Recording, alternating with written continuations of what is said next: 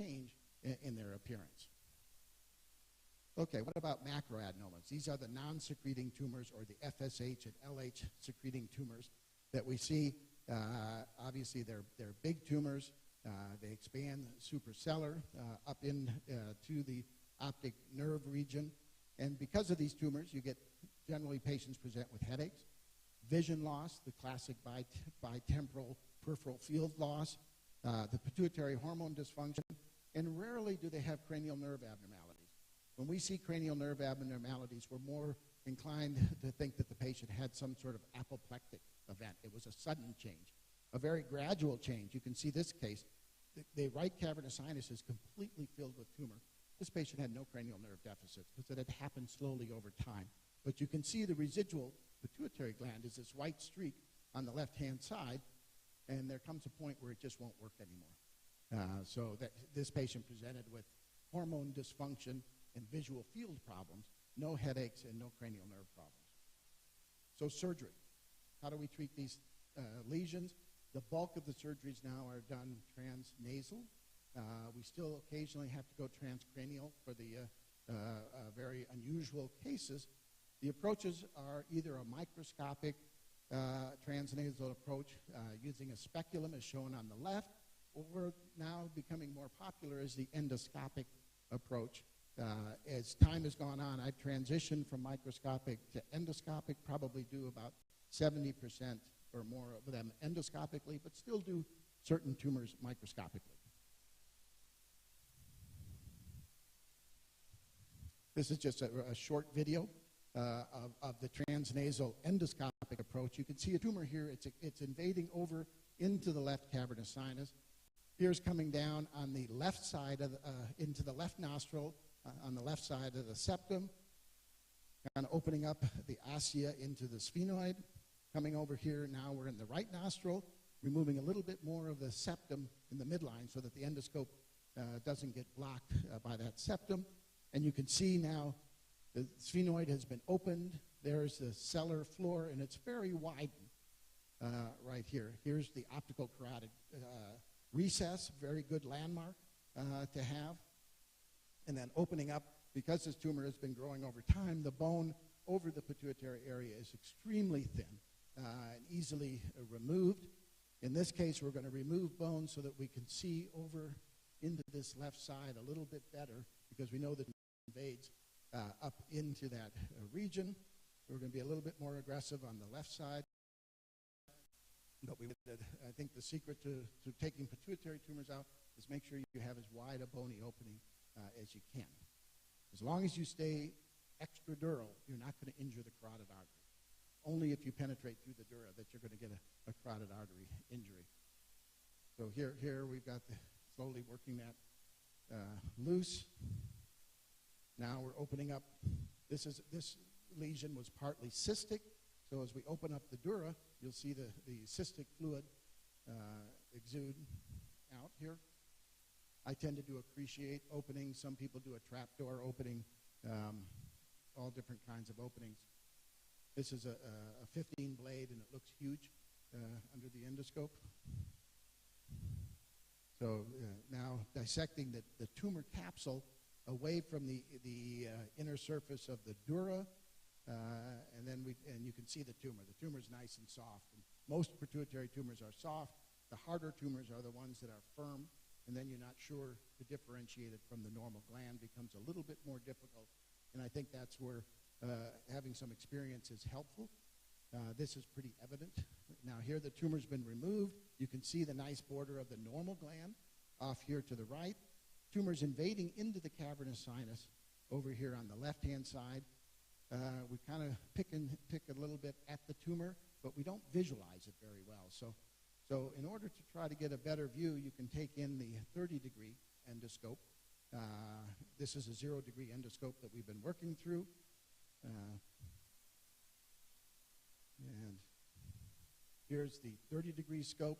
Remember, the tumor is kind of out here into the cavernous sinus. With the 30-degree scope, we're now actually seeing the entire border of the inner capsule of the cavernous sinus. And so here we're in the cavernous sinus.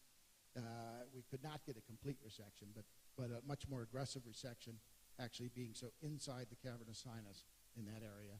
And then we just close it. If we don't have any bone, we'll use a absorbable plate to place across the floor. Here's the absorbable plate, just wedged between bone and dura. Okay, thank you very much. Right, thank you very much. You can have a seat. We'll have the Q&A session at the end, at the very, very end. Okay, allow me welcome Dr. Sembacha to welcome for us the next presenter.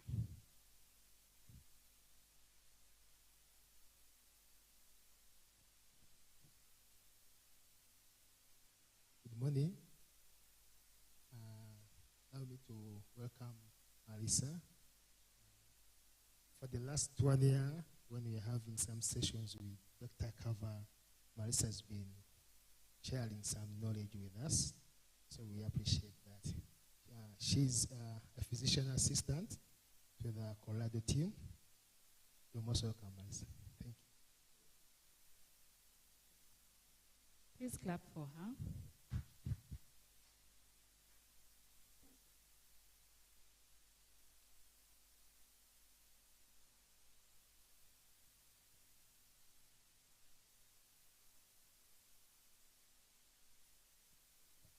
Good morning. Thank you for that introduction, Joseph. Yes, my name is, I'm a physician assistant. I'm very excited to meet you all, and I thank you very much for the opportunity to be here. I'll be talking about epilepsy management in the acute care setting. So we'll go through initial management and treatment strategies, common challenges and complications, and then managing refractory epilepsy. So epilepsy is a neurological disorder characterized by recurrent, unprovoked seizures, which can be classified as focal onset, also known as partial, which can be further classified as aware, impaired awareness, with or without motor onset. And this focal can progress to bilateral tonic-clonic. So in a focal onset, it's coming from one area of the brain. So you may see in someone with maybe a onset with the motor cortex, they'll have contralateral face, arm, or leg twitching. And then if that progresses to generalize, then that involves both sides of the brain, and that would be more like your classic generalized tonic-clonic seizure. But may also be non-motor, like absent seizure, and then unknown onset is an unwitnessed seizure. And then status epilepticus is defined as a seizure lasting for more than 5 minutes or without the patient regaining consciousness. So there's different etiologies. It may be from a traumatic brain injury, stroke, tumor, or hemorrhage, meningitis, encephalitis, or sepsis, and different metabolic disturbances such as hypoglycemia, hyponatremia, or uremia. May be related to alcohol or benzodiazepine withdrawal, or a patient who has a diagnosis of epilepsy who has been non-compliant with their medications. So the workup includes a thorough history and physical exam, if the seizure was witnessed, what the activity looked like, duration, and if the patient had a postictal state. You'll typically get a CT or MRI to rule out structural lesions. In the US, we have EEG monitoring, and then lab tests such as electrolytes, glucose, renal function, liver enzymes, toxicology, and then looking for infectious markers, lactate, and CPK. So in a patient who's had a seizure, definitely make sure their airway has been secured. You want to first line treat with benzodiazepines. Typically, it's about 4 milligrams IV with lorazepam. And then we can start AEDs, whether that's levetiracetam, lacosamide, fosphenytoin, or phenytoin, or valproate. There's comparable rates of seizure cessation in patients with status failing benzodiazepines with any of these medications. And then fosphenytoin is the prodrug of phenytoin, which can just be administered more rapidly than phenytoin. And then we'll place these patients on continuous oxygen saturations and blood pressure monitoring along with EEG. So one of the big takeaways, this diagram represents a patient who is having a seizure. The sooner the patient is treated with first-line therapy, the better. As you can see, within the first 30 minutes of seizure onset, there's a much higher percentage of patients that respond to first-line therapy, whereas at 2 hours, that number drops to less than 50%. So the sooner you can treat patients having seizures, the better. So status epilepticus is a medical emergency with high morbidity and mortality. Again, the seizure activity needs to be treated as quickly as possible, starting with benzodiazepines in that first 5 to 10 minutes, and then loading with any of the medications that we just mentioned. So Keppra, if you have Vimpat, fosphenytoin, or valproate. And then if the patient continues to have seizures, then you want to consider starting continuous infusions, such as midazolam, propofol, ketamine, or barbiturates. Once again, the goal is to terminate seizures quickly to prevent complications. We use the EEG to not only control seizure activity, but also if the patient needs to be in burst suppression. So here's just a quick diagram showing most common anti-epileptic drugs with their loading doses and their common side effects. So we use levetiracetam pretty much first line, as there's minimal interactions and most patients tolerate this well. Fosphenytoin is great if that's what you have access to. Just ensure the patient is on cardiac monitoring, as they may become hypotensive or develop an arrhythmia. Valproate, the biggest risks are in antiplatelet effect. So in a patient who already has bleeding in the brain, this may not be your first line for them if you can avoid it. And then avoid in liver failure, and it may also cause pancreatitis. And then lacosamide, I'm not sure if you have access to or not. You do, okay. And so just monitoring for PR prolongation, but otherwise very well tolerated. So we typically start with Keppra followed by Vimpat in a patient who needs more anti-epileptics. And then a patient who's in refractory status, these are the continuous infusions that we use. So you can see that midaz, propofol, ketamine, and pentobarb are all hepatically metabolized. With midaz, it's renally cleared. And so in a patient who's older, has underlying kidney disease, or has an acute kidney injury, this may take a little bit longer for their body to metabolize. In propofol, your biggest risks are hypotension and PRIS. PRIS usually develops when a patient's been on propofol for more than 48 hours, and it's more common in the pediatric population. And things that you want to monitor for would be metabolic acidosis, rhabdomyolysis, arrhythmias, and it can lead to multi-organ failure. So as soon as we see signs of a patient developing PRIS, we stop the medication pretty much immediately.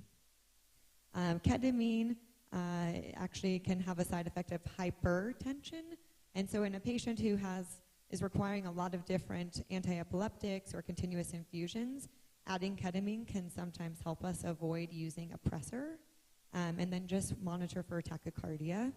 And then pentobarb comes with a whole host of different side effects depending on the dose, but hypotension, arrhythmias, respiratory depression, and ileus.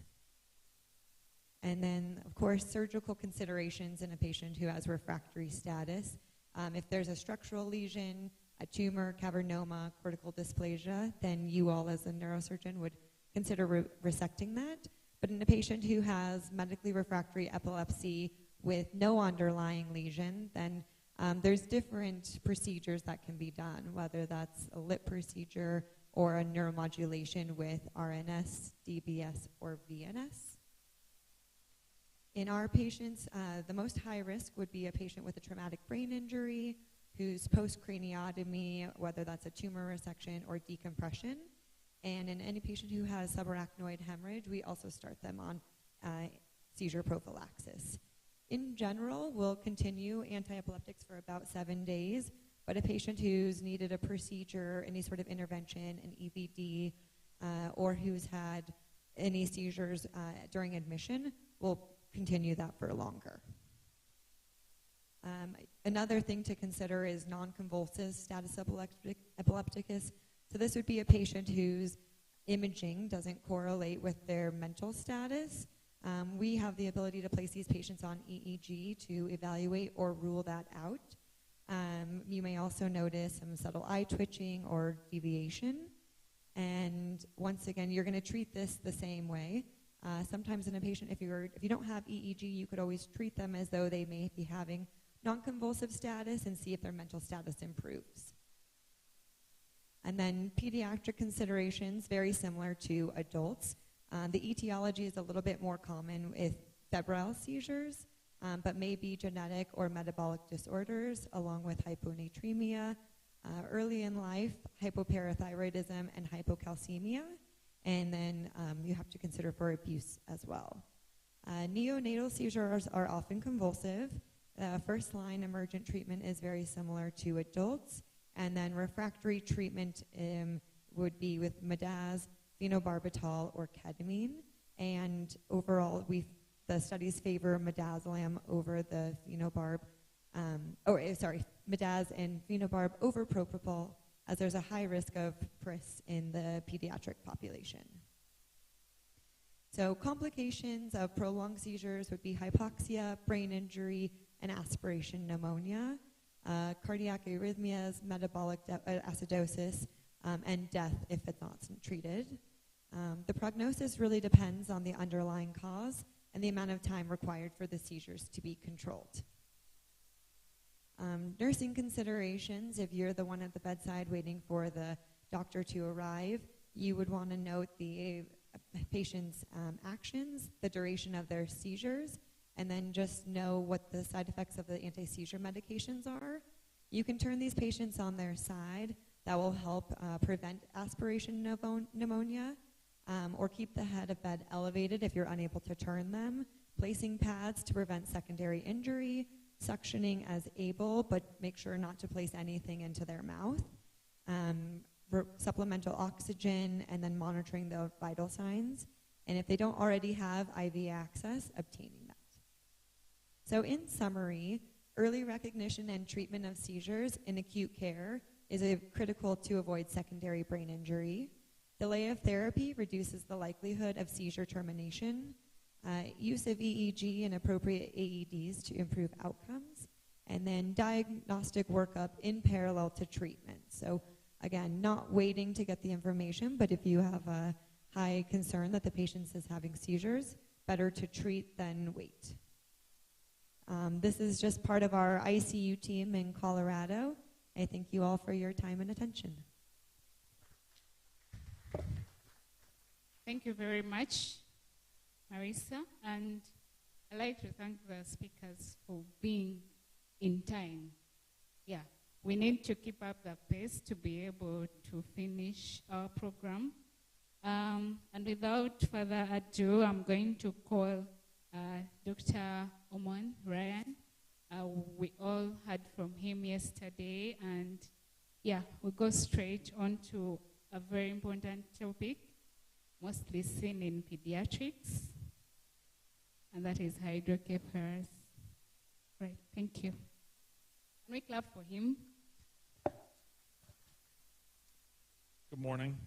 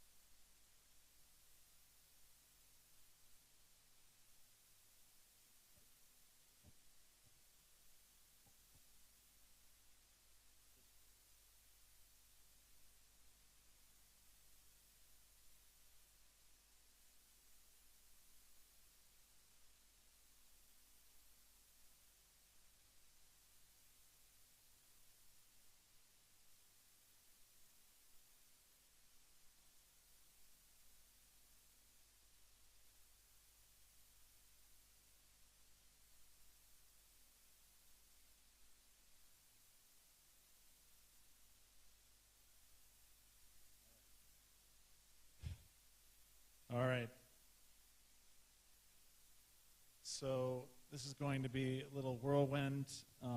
We don't have time to cover every type of hydrocephalus, but we'll talk a little bit about its general principles, different ways to think about hydrocephalus, why it may occur, and what can be done about it. Brain homeostasis is assured in part by the continuous generation and flow of cerebrospinal fluid. Somewhere between 70 and 80% of CSF production occurs in the lateral third and fourth ventricles at the level of the choroid plexus.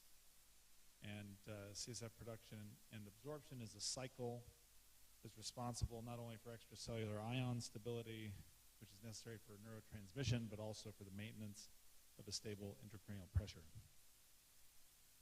And hydrocephalus, by definition, is when CSF backs up in the brain and increases intracranial pressure or pressure on surrounding brain structures. And this can be obstructive, meaning there's a blockage of the spinal fluid leaving the brain, such as aqueductal stenosis or post-infectious hydrocephalus.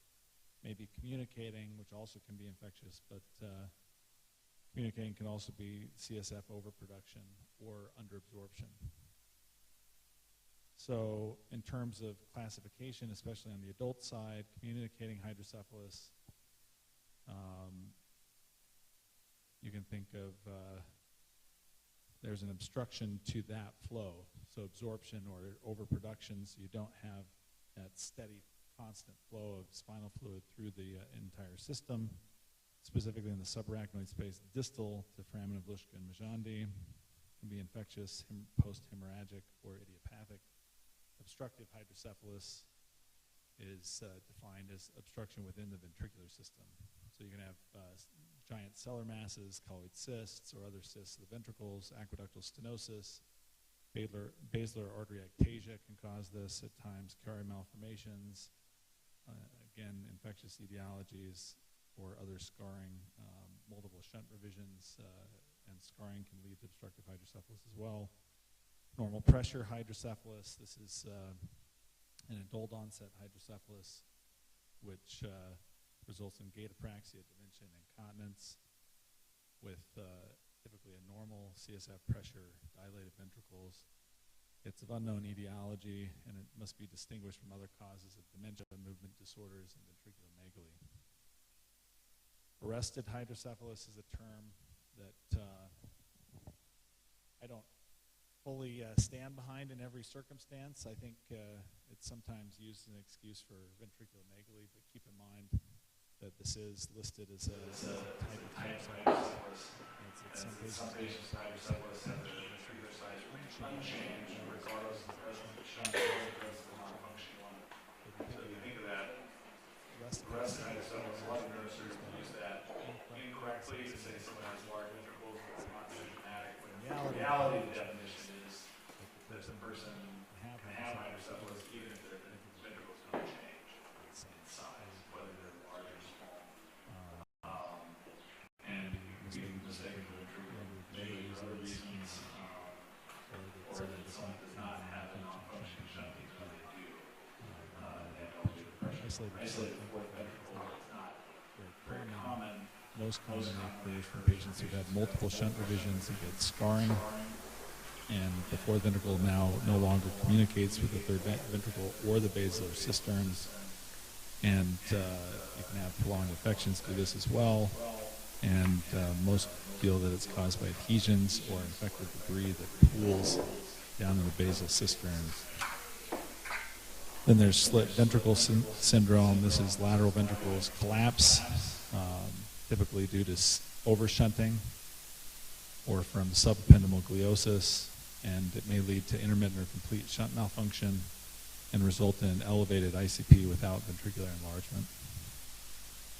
Symptoms of hydrocephalus, I like to divide it as acute versus chronic hydrocephalus. Acute symptoms of hydrocephalus include headache, blurry vision, nausea, vomiting, confusion, and malformation.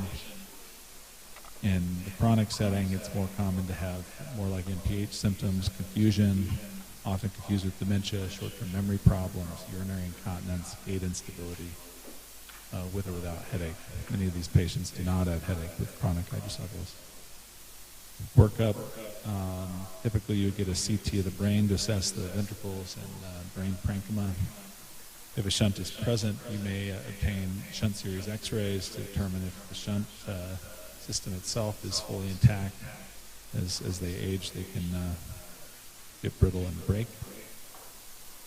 If you have communicating hydrocephalus and no shunt, then you may consider a lumbar puncture as part of the assessment to assess opening pressure and potentially relieve hydrocephalus with a large volume spinal tap. If you're concerned about a shunt malfunction after shunt, you may do a shunt tap to assess for infection, patency of the shunt tubing, etc. There are CNA flow studies on MRI that you can do, specifically to look for patency of ETV or flow of CSF out of Luschka, Majandi, or at the foramen magnum. There's a nuclear medicine study, shuntogram. There's other flow studies for flow patency of the shunt tubing that exist as well, although the most common one used is a nuclear medicine shuntogram to assess for shunt patency.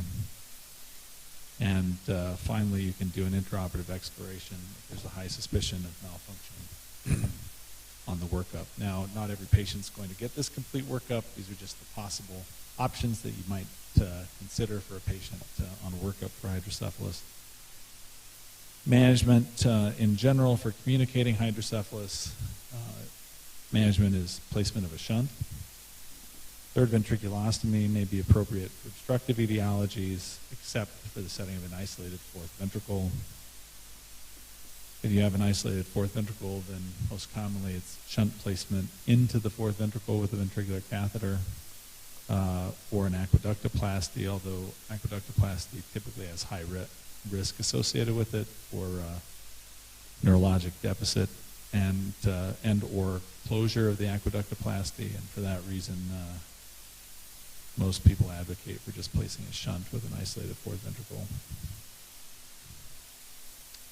This is an image familiar to many of you.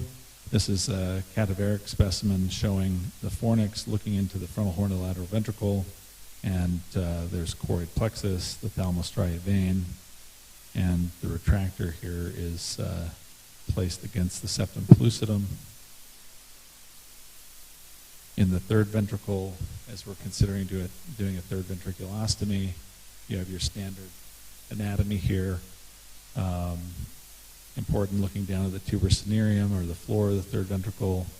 You'll want to see the mammillary bodies, see the infundibular recess just behind the optic chiasm, and see the basilar artery, which is difficult in a preserved specimen, but typically you would want to see the basilar artery and its perforators through the tuber cinereum. And the target for the third ventriculostomy is midway between the infundibular recess and the basilar artery. And it's good to pull up a sagittal image on the CT scan preoperatively or MRI, whatever you have, and look at that space between the posterior clinoids and the basilar artery to ensure that there's adequate space for a safe third ventriculostomy before you go to surgery. And this is just another picture of the same.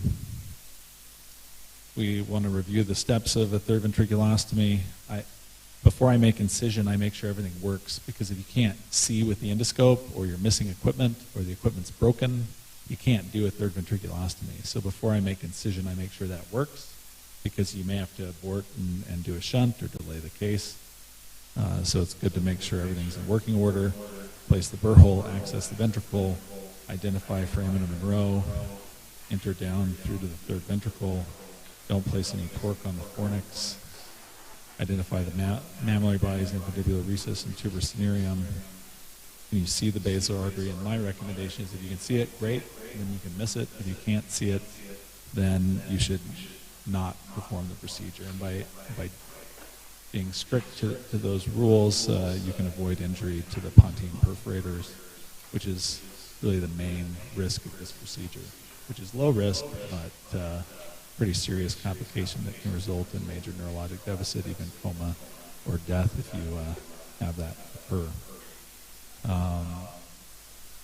I like to place a hole using a blunt monopolar probe without using electric cautery, and expand it either with cup forceps or a Fogarty balloon, and then enter the prepontine cistern Some ETVs fail because you don't open the liqueous membrane adequately, and so you get into the subdural space and not into the subarachnoid space with your opening. So if you haven't adequately opened the liqueous membrane, you're not going to get absorption of CSF, even though you have an open tuberosinium. Then I go back to lateral ventricle, and on some occasions you'll want to fenestrate the septum pellucidum above the body of the fornix behind the anterior septal vein, if appropriate, and sometimes you may cauterize choroid plexus depending on the indication.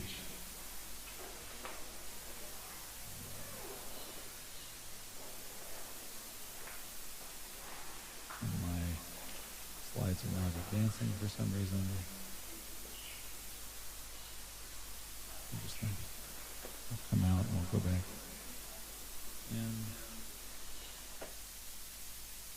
We'll see if, I think the videos will work. So we'll be quick here, just showing, this is a third ventriculostomy, and this is a 72-year-old female who had breast cancer and presented with, which is actually very common. So we've identified that in breast cancer they get midline metastases that obstruct the aqueduct about 10 times the rate of any other metastatic cancer. And third ventriculostomy is very effective for these patients because then they go to radiation, the tumor shrinks, they don't need a shunt long term. You come down, see the infundibulary recess anteriorly there, you see the optic chiasm, and then you go midline between the basilar artery and the infundibulary recess, just behind the clivus. And I like using this small blunt probe to open and then expand with forceps and then go through. I use a 3mm rigid endoscope typically, although flexible scopes work great as well. Just the visualization isn't quite as good, although it's not ideal here anyway with the light that we have in the room. So maybe we can just move on. I'm just saying you can't see much on the screen anyway. Choroid plexus cauterization, typically you'd use a flexible endoscope to do this. You go bilaterally across a septostomy and only cauterize back to the atrium. Important here is to be careful to avoid damage to the choroidal veins if possible, and just cauterize the choroid plexus. And also, if you cauterize too deep or at too high of a power, you can damage the deep arteries as well around the atrium. So, but there is some risk to this procedure. So, taking care when doing it is important. Most of you may be aware of Benjamin Worf's work here at Cure Uganda. He published in 2005, showing the results of doing ETV alone versus ETV plus CPC, which both in the success rate in the Ugandan population here over ETV alone, and reduce risk of necessity for shunt placement. Although if you look at the post-infectious population, still 62% success rate. So many of these patients still require shunt placement to adequately treat their hydrocephalus.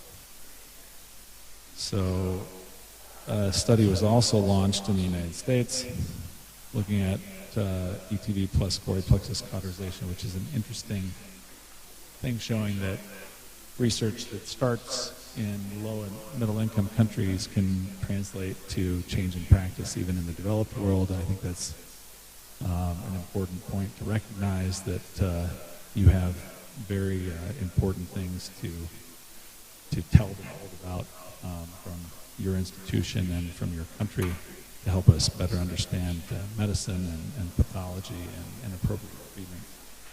And this just shows that in this series that shunt failure as well as ETV failure are real. A lot of people don't want to consider that, but like, what's the failure rate of an ETV? Well, there's also a failure rate of shunts, resulting in malfunction, repeat operations. So So sometimes, even in communicating settings, you might do an ETD with choroid plexus cauterization, especially in a resource-limited environment. So shunt and its parts, we're just going to keep this really simple, but I don't know, that didn't show up for some reason. Sorry about that. But there's three parts. We think of the ventricular catheter, a valve, and a distal catheter, typically terminating either into the peritoneal cavity or the pleural space. Workup for shunt malfunction we talked about already. Ultrasound-guided shunt placement can be very useful. This is certainly not the size ultrasound probe you would want to use for this. With a burr hole, you use a burr hole probe, which is 10 millimeters in diameter. But this just shows in-plane versus out-of-plane visualization. So out-of-plane means you only see the tip of the needle at the end of your ultrasound when it's in position, in final position, whereas in-plane, you follow the needle all the way down to the ventricle, which was yesterday, and we have that again here. I find ultrasound-guided catheter placement very useful so that you get a single pass. It's perfect in position and terminating in the foramen of the Monroe. It reduces malfunction rates in patients that have a well-placed ventricular catheter. In conclusion, hydrocephalus is one of the most common problems facing neurosurgical patients throughout the world. I tell my residents that ventricular catheter is probably one of the most life-saving devices that we use in neurosurgery. Understanding the etiologies of hydrocephalus and its presentation can help guide appropriate therapeutic interventions.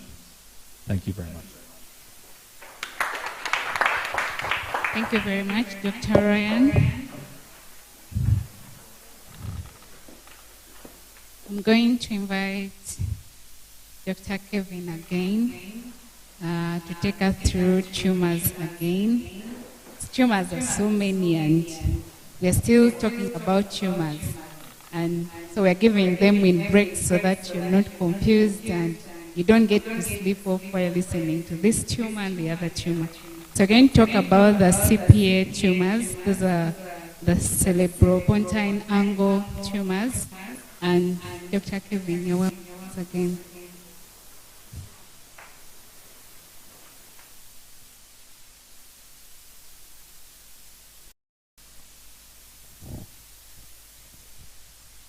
So I know that Professor Keitha wasn't here at the very beginning, but I want to thank you personally for allowing us to come here and give these presentations and to develop this relationship. So thank you, Professor. So what I'm going to talk about is cerebellopontine angle tumors. Dr. Blessing after me is going to talk about posterior fossa tumors. So there'll probably be a little bit of overlap between the two. So the CP angle is a space that's located at the junction of the cerebellum, pons, and medulla, containing cranial nerves and blood vessels. This is very well known to this audience.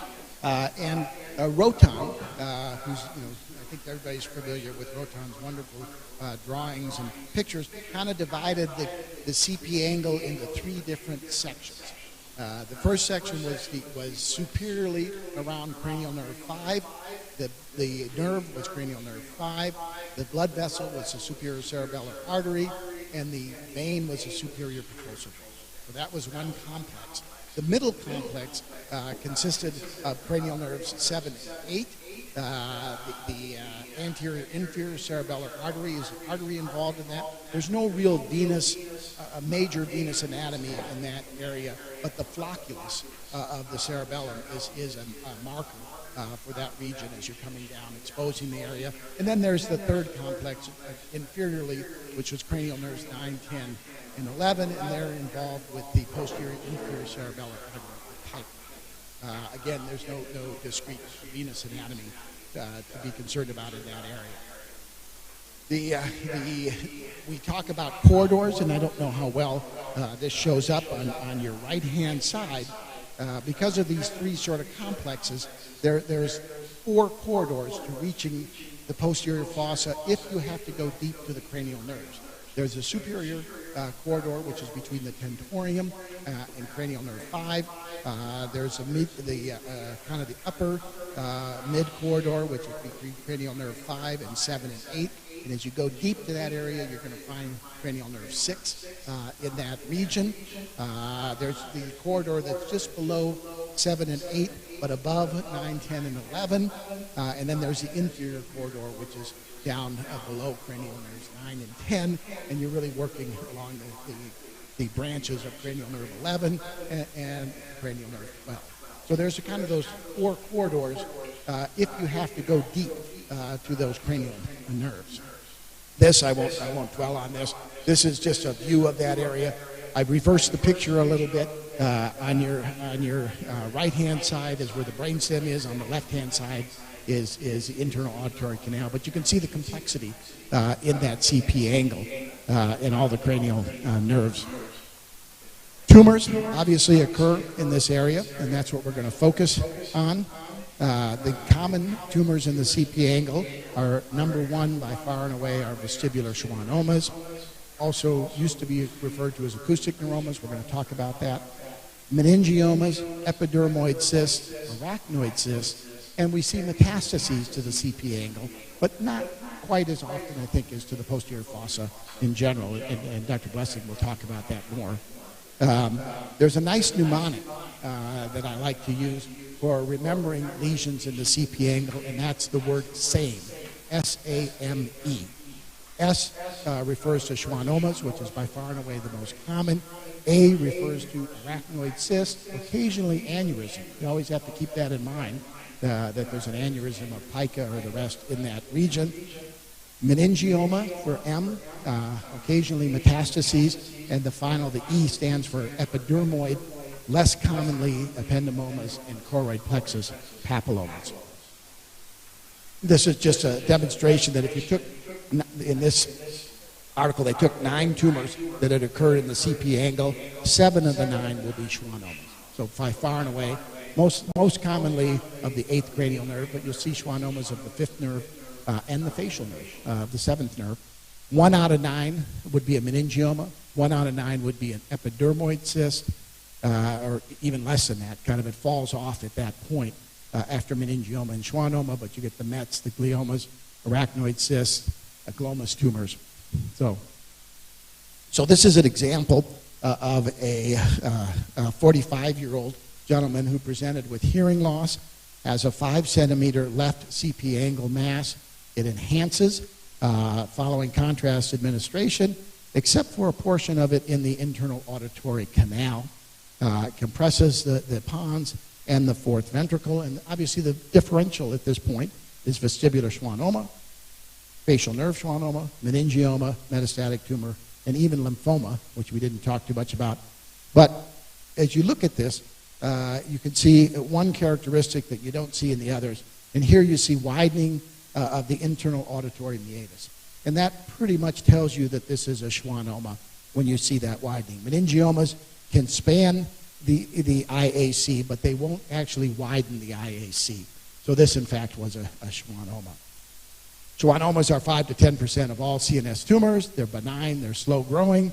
There's a increased female incidence for the intracranial schwannomas.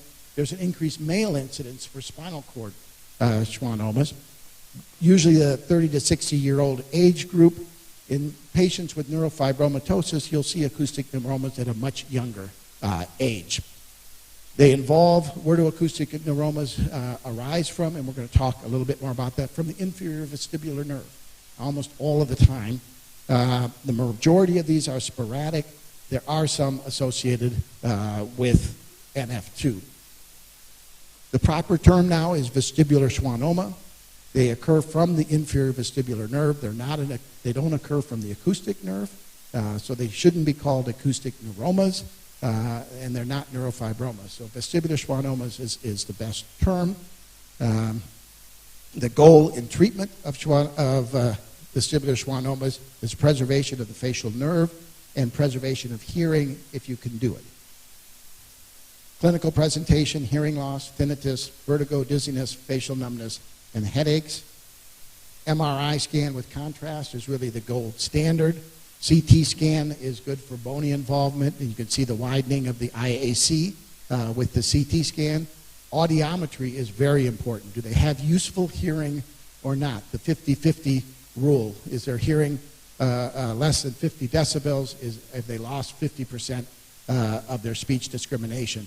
If they have, that's non-useful hearing. If it's better than that, then you attempt to preserve hearing.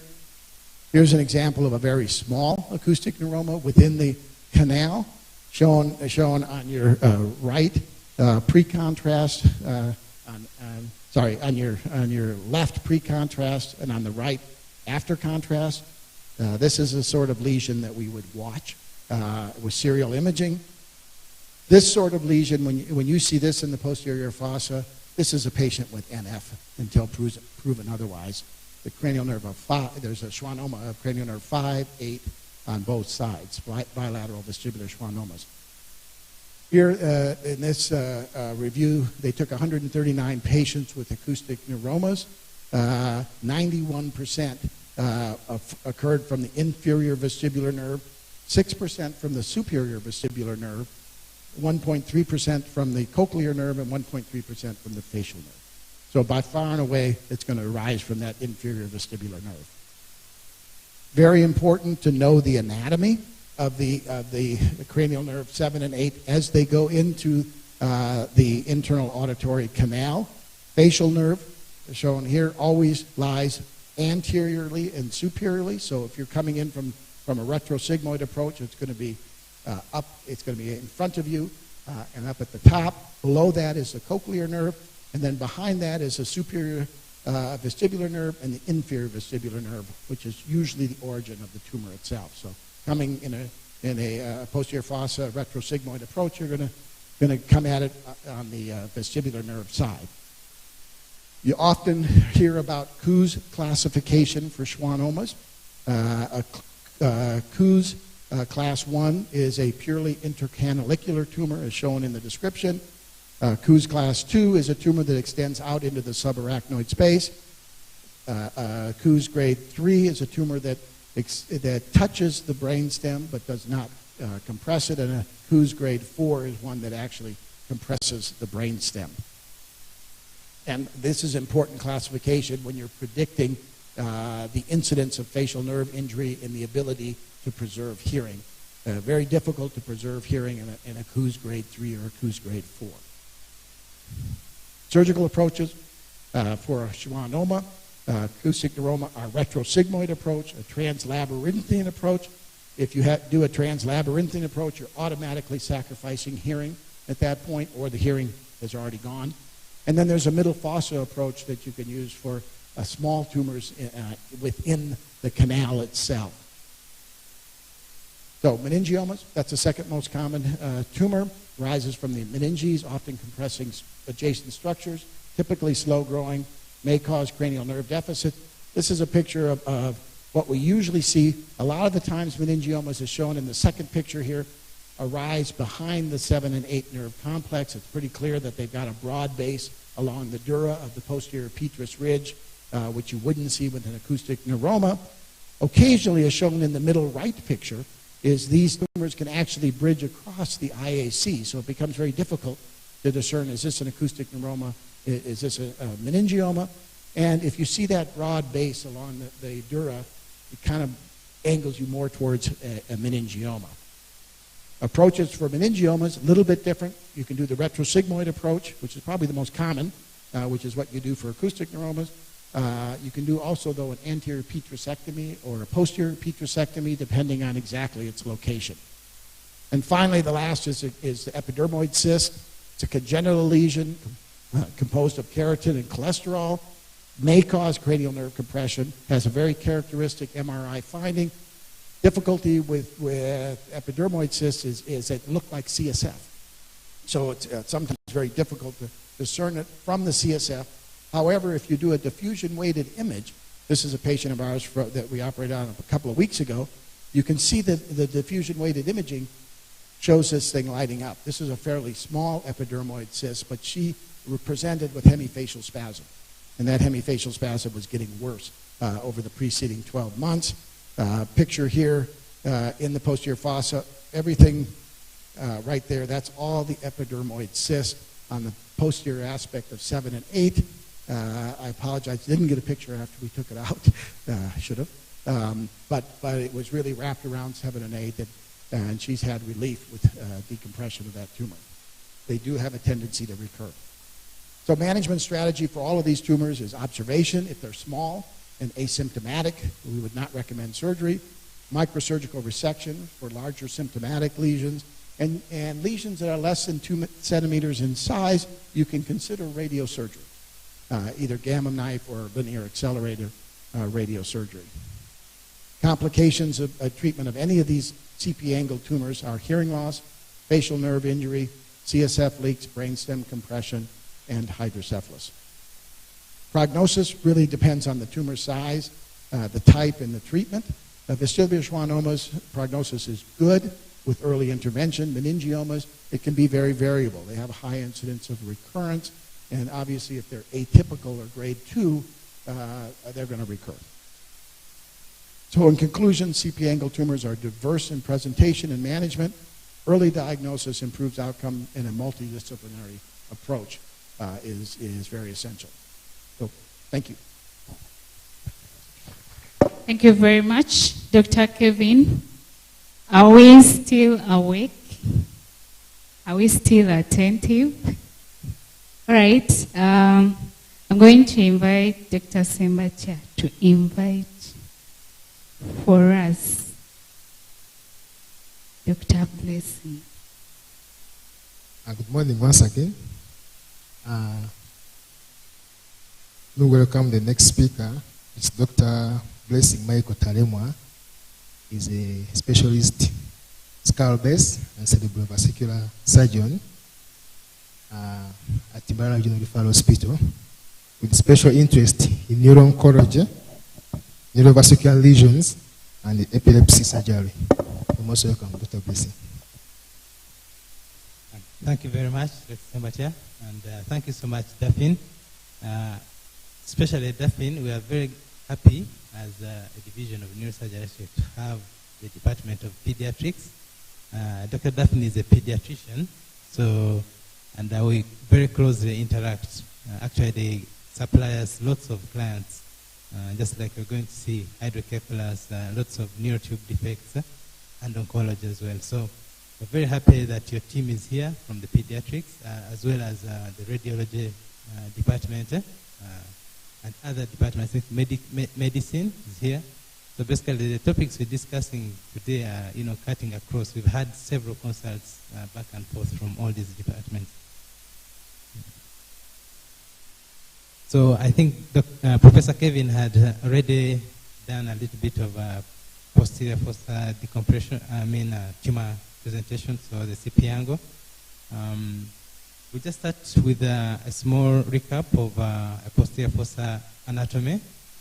Basically, just a brief of limits of the posterior fossa, which is the superior, usually limited by the tentorium, inferiorly by the foramen magnum, posteriorly the occipital bone lies there, and laterally the squamous temporal and the mastoid temporal parts of the temporal bone. Anteriorly lies the clivus. So basically, these are the limits of what they call the posterior fossa, which is almost a very big cavity, only just a deep cavity of the cranium. So an overview of just the statistics, brain of the posterior fossa tumors. They are the most common in pediatrics and adults generally. And the primary brain tumors in pediatrics, they're the commonest solid tumors in the pediatric population, comprising around 20 to 25% of all the childhood cancers. About 60 to 70% of the pediatric brain tumors originate in the posterior fossa, and about 15 to 20% of these brain tumors in adults also occur in the brain, in the posterior fossa. Hydrocephalus remains the main presentation of posterior fossa tumors because of the small size of the posterior fossa and together with the content of the posterior fossa, which is basically it's a very busy area with lots of neurovascular structures. So any small increase in terms of volume there usually tends to crowd and shut off the CSF flow dynamics, and hence the presentation of hydrocephalus in over 71 to 90% of patients. So this schematic diagram basically summarizes the talk below about posterior fossa, tumors, and I've just tried to separate it because the presentation and the occurrence or the prevalence of these tumors in the pediatric population is slightly different from the adult population. And the children presenting mostly with brainstem lesions that can be gliomas, gangliogliomas, astrocytomas, and then other lesions such as in the cerebellum and the tectum, pilocytic astrocytomas, and the medulloblastomas, ependymomas. In the ventricle, within the ventricular system, we will have the medulloblastomas, ependymomas, and choral plexus papillomas. And within the CP young of the children, which is very rare, we shall have some bit of schwannomas, extremely rare as well, meningiomas, and choral plexus papillomas. For the adults, I further broke it down to both intraxial and extraxial lesions. The intraxial lesions being mostly within the metastases, the commonest posterior fossa tumors in adults, and then hemangioblastomas, plus some intraventricular lesions, which could be subependymomas and choral plexus papillomas. For the extraaxial lesions in the adults, we'll have vestibuloschwannomas, meningiomas, METs as well, glomus tumors, and paragangliomas. I think for the most of the extraaxial, Professor Lilhey has already talked about most of them, so we'll just have a very quick wrap of them. The etiology of posterior fossa tumors, basically some of them, or the majority of them, are rather sporadic with no specific etiology, but we'll see some of the brain tumors that have a very big genetic connotation to them, and the other possible cause is basically a gene-environment interaction. So this diagram again summarizes the posterior fossa tumors in pediatrics, the commonest being what they call the primitive tumors, including medulloblastoma, that is just a separate entity, as we're going to see, according to the latest WHO CNS classification, 2021, separates it a bit. Then cerebellar pilocytic astrocytomas, also constituting around 27%. Brainstem gliomas, constituting around 27%. Ependymomas, around 15%. Choral plexus papillomas, less than 1%. And then the other extraaxial tumors, such as dermoid cysts and epidermoid cysts, and ATRTs. For the adults, this schema again basically summarizes the tumors that we saw on the earlier diagram. But of note here is that the commonest tumors in the posterior fossa for adults are really metastases. And the commonest primary brain tumors are CP angle lesion, and that's vestibular schwannomas. There's a difference between the primary and tumors that are going to be coming from outside, the cranium as metastases.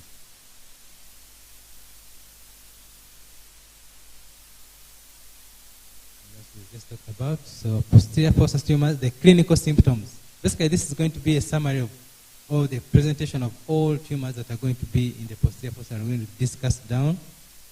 They all present with these features that can be, one, hydrocephalus, and hence raised ICP features, such as papilledema. They'll have ataxia, they'll have tremors, especially those that originate within the cerebellum itself. They'll have neck stiffness. They'll have a conglomerate of cranial nerve signs, double vision, facial weakness, swallowing difficulties. And then they will also present with long tract signs, corticospinal tract signs, especially the brainstem glioma tumors. So we'll start with the pediatric commonest tumor, which is basically the medulloblastoma that was first described by Bale and Cushing in 1924. It has had a series of nomenclature change since its discovery, being called spongioblastoma cerebelli.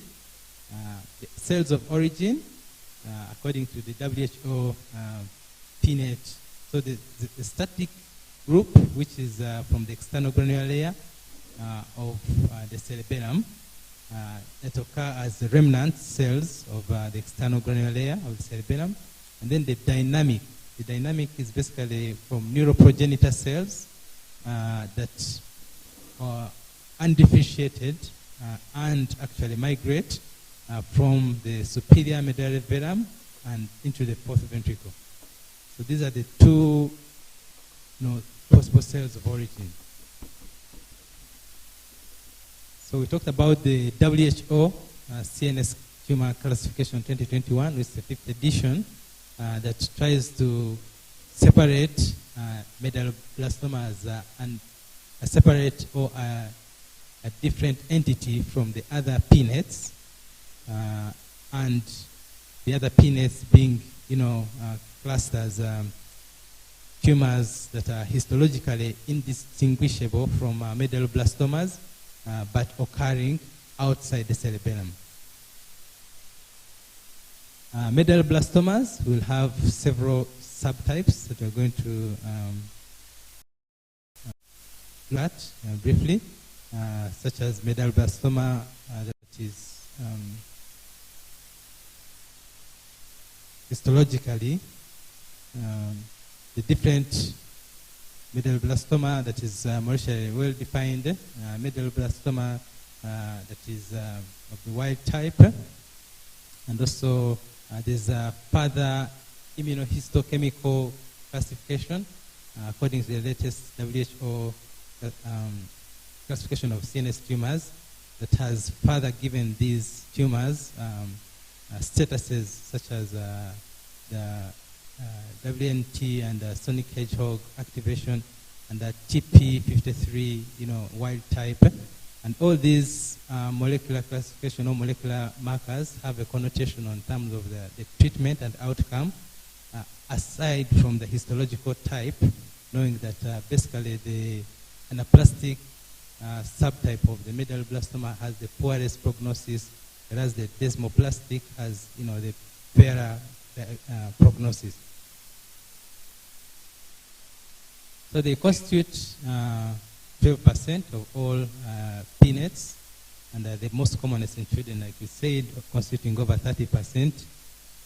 They are usually common in the first decade of life, presenting as 50% of these tumors, and a third of them usually occur between the ages of 15 to 35, with a slight male predominance. They arise, like I said, from the cells. Most of them arise from the cerebellar vermis, and in minority, they arise laterally from the cerebellar hemisphere itself. We looked at the possible cells of origin of these tumors.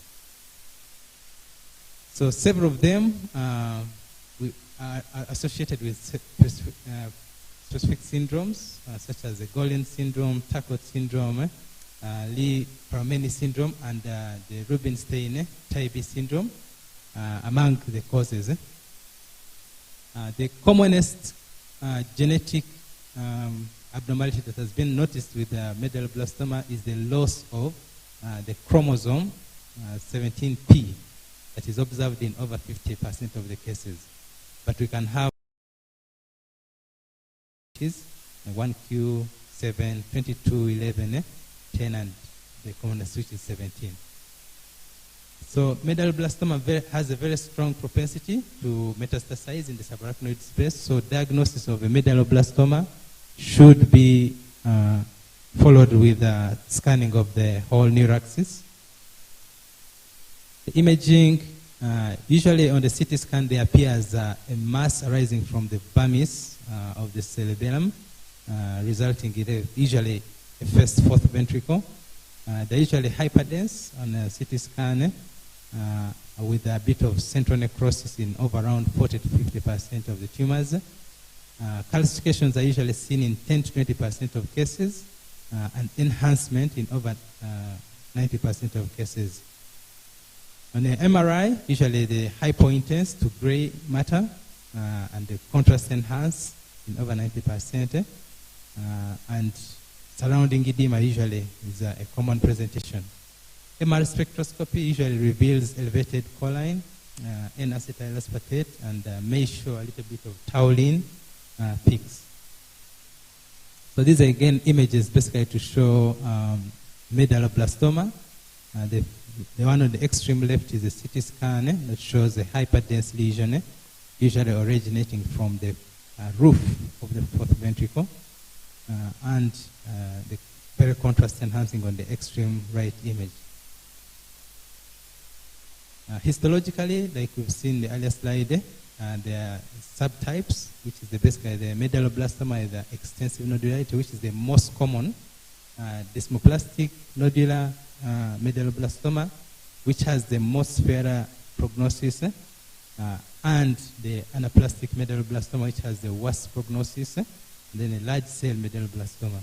Generally, the survival rate usually is poor with medulloblastoma diagnosis, but the different histological subtypes plus the different molecular presentation usually give them a little bit of difference in terms of the prognosis or survivability of the tumor.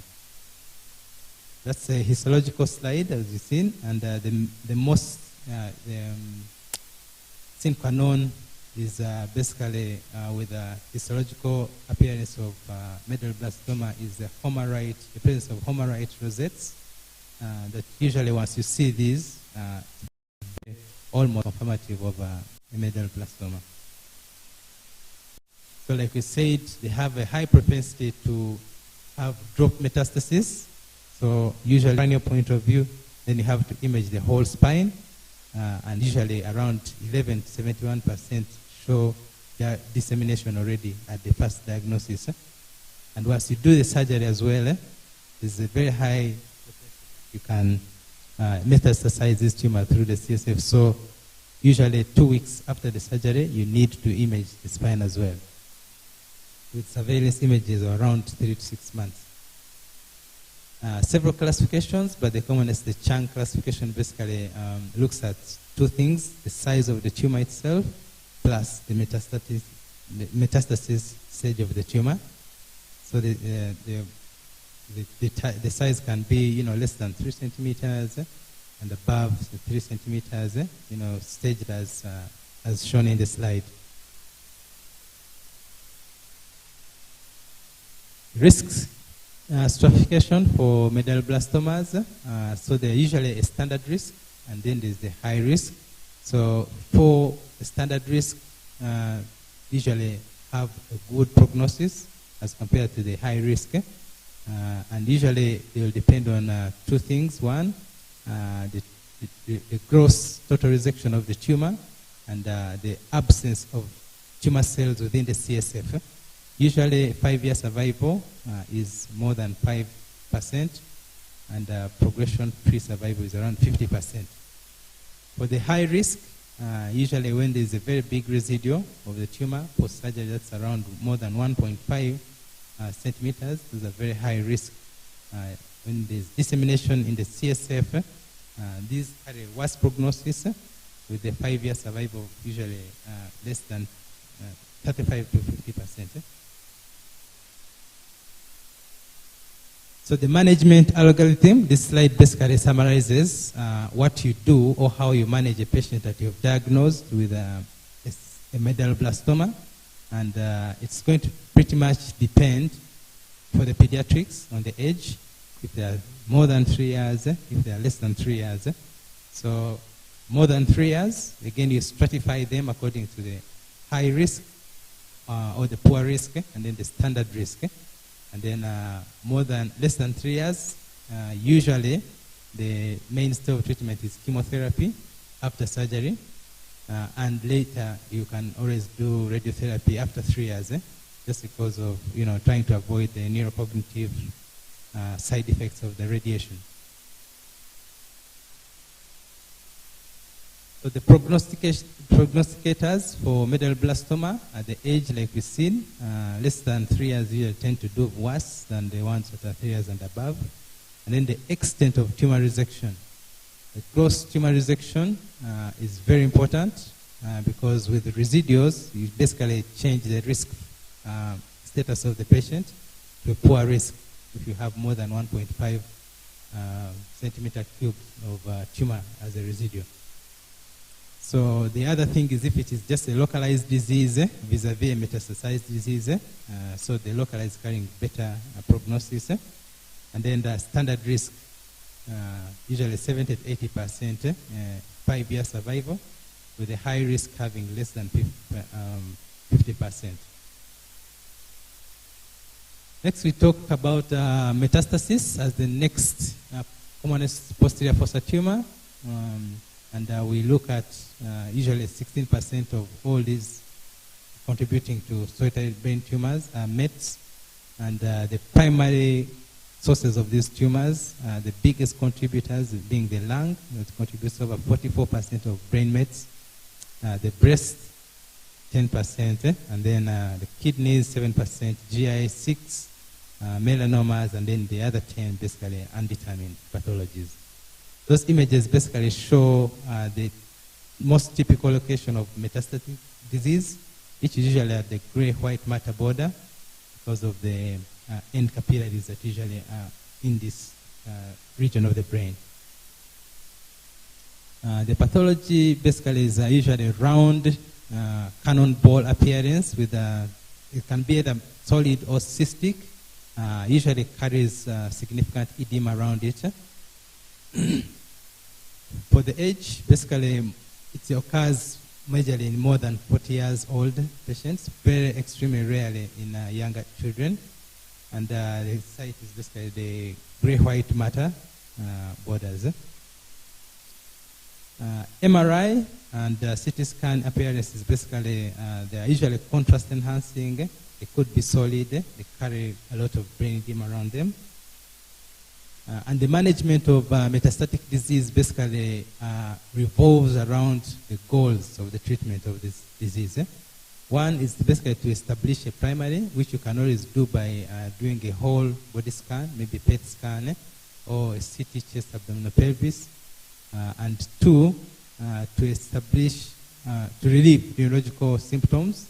And the third one is basically to have a local disease control. However, because by the time someone gets CNS metastasis, usually the treatment is going to be palliative, likely that the primary disease has failed to be controlled. Median survival usually with brain mets is around 26 to 32 weeks. There's a role still of medical treatment, steroids, reducing the edema, and of course anticonvulsants, as these patients usually have very high risk of seizures. So the consideration, surgical consideration before operating a patient with a brain metastasis are two. So one, you want to look at the status of the systemic disease, okay? Is it well controlled or it's not controlled? And then two, you need to look at the Kanofsky performance score of the patient. Are they bedridden or not? Usually we offer surgery to patients with a KPS of over 70, and that means a very good functional status. And two, the number of tumors themselves. If they are isolated metastases, accessible, you can amend them to surgery. Multiple, usually radiation. So this is what we talked about. Solitary lesion, you can have surgery for that. Stereotactic radiosurgery, usually reserved for 3 or less, mets, and usually with no mass effect.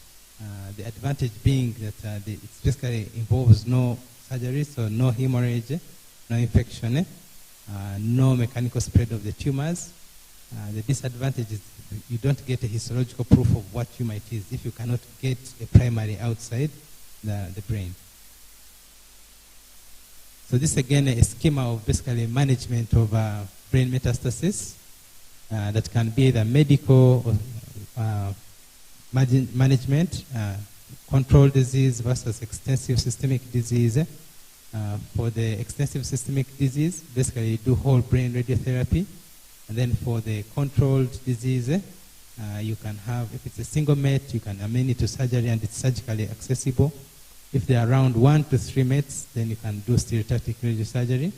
If there are more than 3 mets, then just crosses over to the other arm of whole brain radiosurgery. So the median survival, again, depends on the origin of these tumors, but it's up to around 11 months, the topmost, which is the lungs, and all the way down, as shown in the slide. Next most common is ependymoma. Again, the very, very common tumor in pediatric population. It's predominantly intraventricular and accounts around 1 to 3% of all primary brain tumors. It's usually plastic, arising from the flow of the fourth ventricle, and in children usually constitutes around 9% of all intracranial tumors, and are the third in frequency after medulloblastoma and astrocytoma. The peak age, around 4 years, male preponderance, and 90% in the cranium for the children. Adults, it can occur in a 30 distribution, cranium, the spine, and then the sacrum. The ependymomas have 4 histological subtypes, basically the myxopapillary, subependymoma, ependymoma with cellular, papillary, clear cell, and tanicetic, and then anaplastic. So the myxopapillary and subependymoma are very good grades, grade 1, whereas the anaplastic is malignant. It's grade 3 WHO. Ependymoma imaging, they're usually classical by showing calcifications, coarse calcification in over 50% of these tumors. So a diagnosis of a posterior fossa lesion with calcification arising from a flow, usually very suspicious of ependymoma. They are solid, iso to hypodense on a CT scan with heterogeneous contrast enhancement. A small proportion can have a bit of cyst, especially once they suffer hemorrhage. On the MRI, it is also contrast enhancing and usually exhibits a pathognomonic feature of extension into the CP angle. So ependymomas, comparison between the adult population and the pediatric population, there is a variance in terms of the prevalence, whereby they are more prevalent in the pediatric population with 10%. The location, whereby they are more predominant infratentorial in the pediatric population or in the posterior fossa, as opposed to the adults, whereby they're usually supratentorial. Then the CSF seeding, it's more common in pediatric population as opposed to the adult. And the 5-year survival rate is usually better in the adult as opposed to the pediatric population. And again, this is basically a treatment protocol for ependymomas. Usually the high grade, which is grade 3, and the low grade have different pathways. Surgery is the mainstay for all of them, and the extent of surgery determines, one, the recurrence and also the 5-year survival. Usually radiotherapy has to be augmented after the surgery with administration of around 56 grays in 28 cycles for around 5.5 weeks. So surgical excision, like I said, followed by irradiation is the main treatment. Surgery and radiotherapy yield a good 5-year, in combination, yield a good 5-year progression disease-free survival, ranging from between 60 to 87, once there's a complete resection of the tumor. Once there is a very high incidence of dissemination as well with the ependymoma. However, it's around 11 to 17%.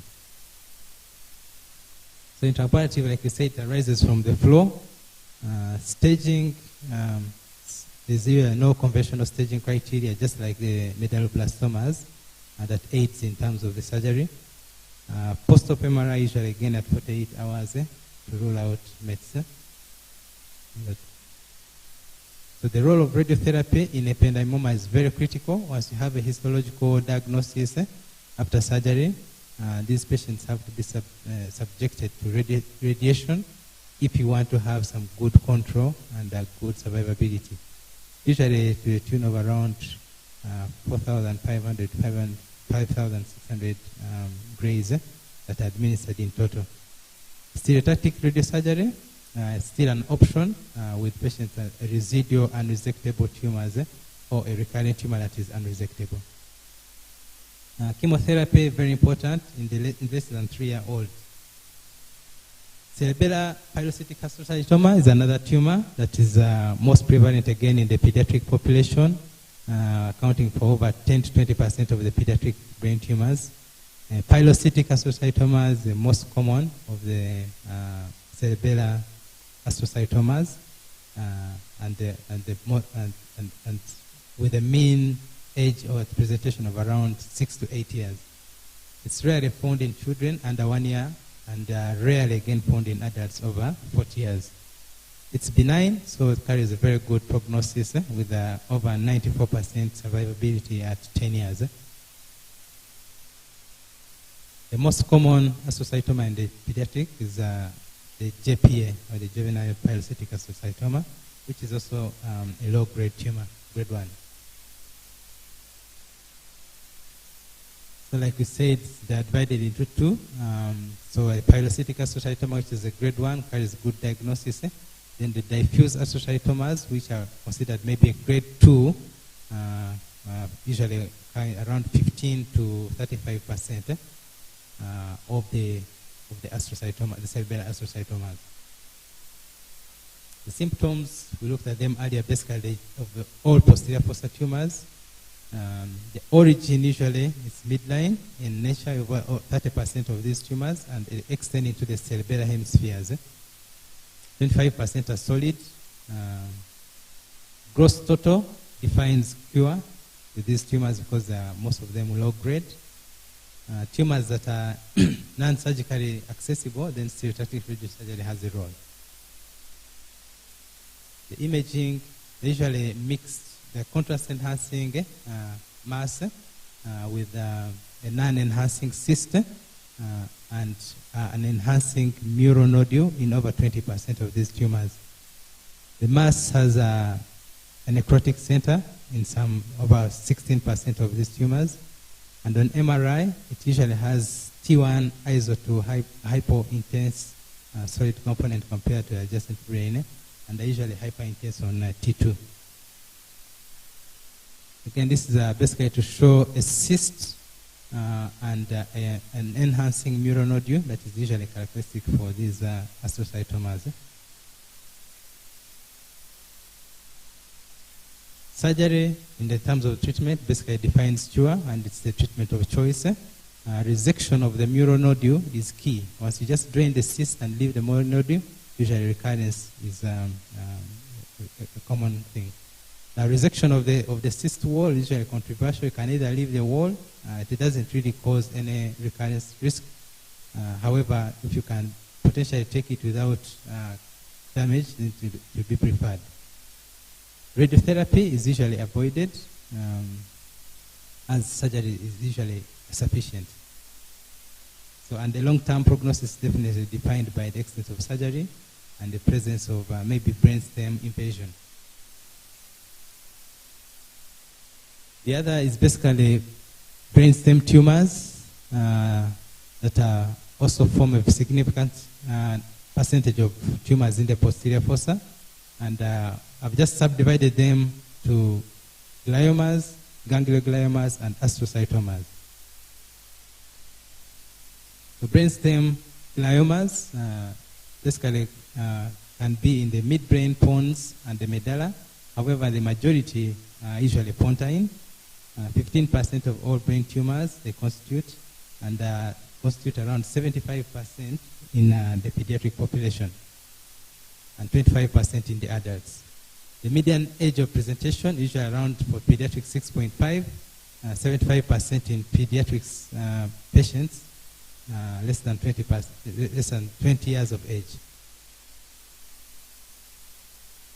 The classification, the commonest is basically the Chuk's classification that stages these tumors as diffuse, intrinsic focal, exophytic focal, and cervicomedullary. And that's a schematic diagram just to show the different classification and the location. So type 1, basically, which is diffuse gliomas, usually shown on images as a diffuse swelling of the pons. Typically malignant and grade 3 or 4 with a very poor prognosis. Type 2, which are the focal intrinsic tumors, well demarcated sometimes and can be amenable to surgery with variable contrast enhancement. Type 3, which is exophytic tumors that arise from the cerebroependymal glial tissue, the fourth ventricle, usually dorsally. MRI characteristics usually similar to type 2 lesions, and histologically these lesions are low grade, grade 2 WHO. Grade 4 lesions, which are, type 4 lesions, this is cervicomedullary lesions of the brainstem. The imaging usually similar to the previous ones, and the majority are usually low grade, non-infiltrative. So the hallmarks of brainstem gliomas, like we said earlier, the long tract signs, corticospinal tract signs, several cranial nerve signs, such as bilateral continuous cranial nerve signs, Horner's syndrome, internuclear ophthalmoplegia, and then focal lesions tend to have a slower progress as opposed to the diffuse ones. So the difference in terms of brainstem gliomas for the pediatric population, adult population, there is a difference in terms of the clinical presentation and also the difference in terms of the location of these tumors.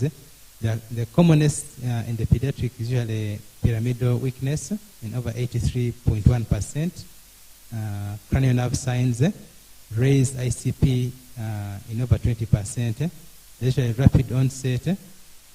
For the adults, usually they present with cranial nerve 7 pulse in over 86% of the patients. Of course, raised ICP as well. However, the growth is slower in adults. And in adults, its preference is usually pons. It's less striking. Management, that time. Okay, long presentation. So the biopsy, usually for indeterminate, there's role for biopsy, stereotactic biopsy in these lesions. And in some occasions, role for surgery, because there's some surgical trajectories these days that have been described by several authors that can give access to the brainstem lesions. So those we may not discuss them in today's topic. This slide we discussed. And choroid plexus tumors, another posterior fossa tumor, usually arising from the choroid plexus. Lateral ventricles are the most common in the children. So lateral ventricles, the most common location in children. However, the fourth ventricle is more common in actually adults. Choroid plexus tumors can be graded as papilloma, which is grade 1, atypical choroid plexus papilloma, grade 2, and the choroid plexus carcinoma, which is more malignant. So the presentation, this we shall just skip because we've seen the commonest. And the management basically is also surgery, which can be curative for the low grades, and for the higher grades, gross total resection usually gives the best outcome. So the extra axial lesions, I think now we'll end here because this has been discussed by Professor Lilhe. He discussed already the CP angle anatomy, which he very excellently described, and also described the contents, the distribution of the division of the CP angle as the upper neurovascular, middle, and the inferior neurovascular complex, and the lesions that arise from that. He discussed all of them. So I think with that, this is more of a revision of what Professor Lee has just discussed.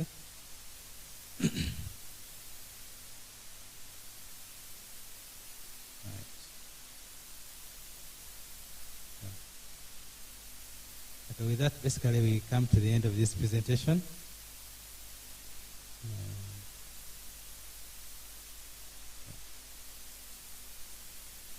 Thank you.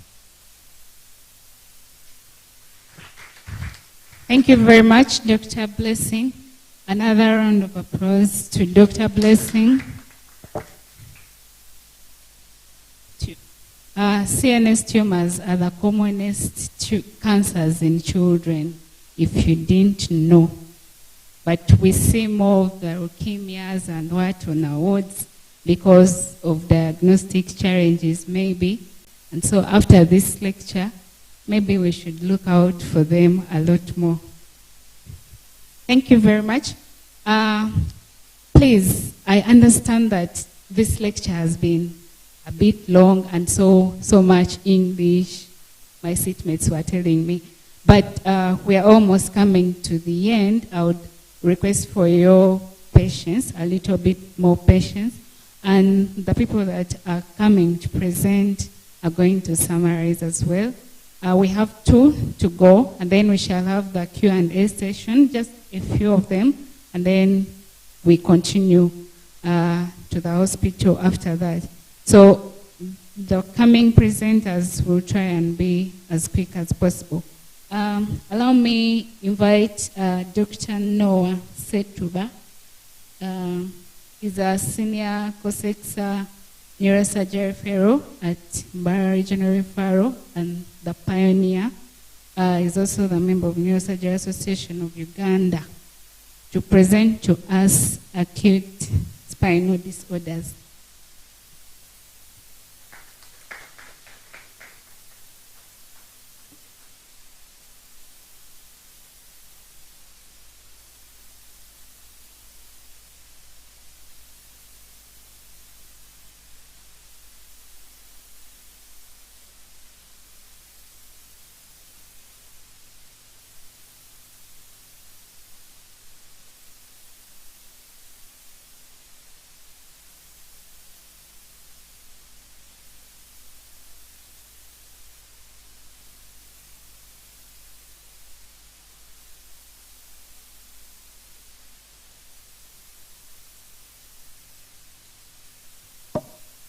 Thank you so much. All protocol observed. I'll try to be brief since we need to save time and have the OR demonstrations. So my topic is acute spinal disorders, and is supervised by my lovely consultants, Dr. Blessing and Professor Chitia. To introduce it, these are sudden onset conditions that affect the spine, and they can be caused both by trauma and non-traumatic etiologies. And we know that they result in significant pain, instability, and neurological visits to these patients.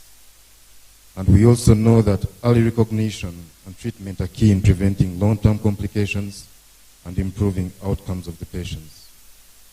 So I got a brief epidemiology for us. And there is a paper that was shared by Yanbo et al. In 2019 that said there were 9 million cases worldwide. It was the prevalence. And this estimated to be about 52.7% increase from 1990. And the post-injury mortality was ranging from 4.4 to 16.7. So you can imagine up to 16% of the patients dying because of spinal cord injury.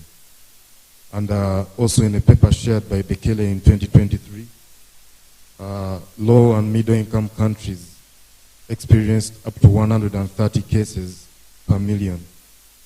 And of course, these rates were much higher than the high-income countries.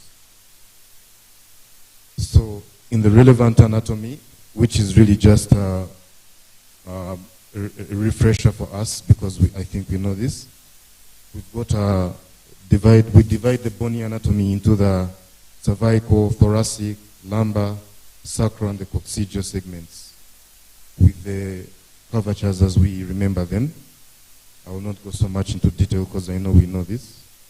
And then, of course, we know that we have the intervertebral disc, and as you can appreciate, the spinal nerves, and of course the lumbar vertebrae. This is the lumbar vertebrae, for example.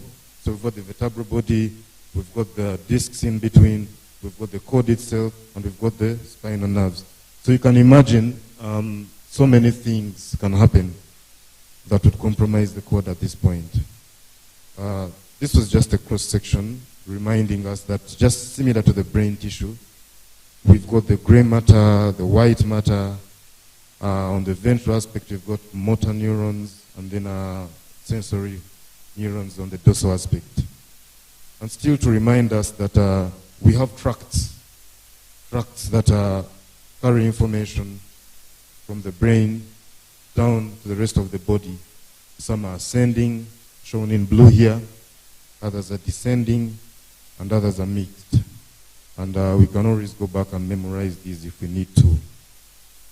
So back to our topic, spinal cord injury. As we mentioned, etiologies can be both traumatic and non-traumatic.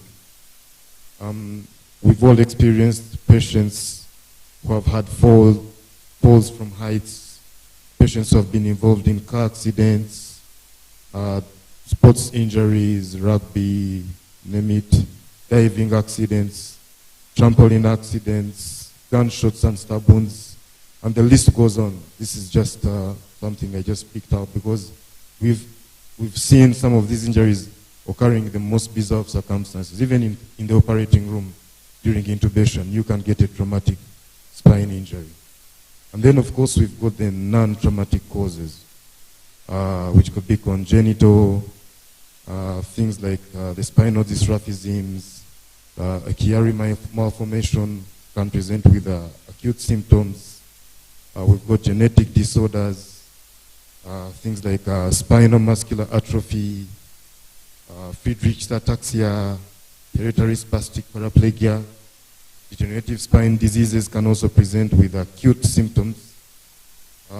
These we all know. Then metabolic conditions like subacute combined generation, vitamin B12 deficiency, all these can present with acute symptoms. And then, of course, the vascular causes. You can have spine epidural hematoma, causing acute spinal symptoms. We can have inflammatory and autoimmune diseases like acute transverse myelitis, then acquired demyelinating disorders, things like multiple sclerosis, myotropic lateral sclerosis. I will not go into detail of each of these because they're really, really wide. And then the neoplasms, which can be primary, can be secondary, they can be intradural, they can be extradural. All these can be etiologies for acute spinal issues. And so what happens is that these will cause either a bend, a compression, or they will cause innervation. There will be a lack of blood supply to part of the cord.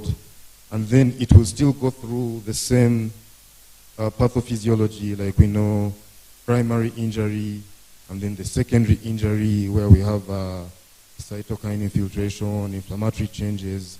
So this has to be at the back of your mind, that this tissue is still neuronal tissue.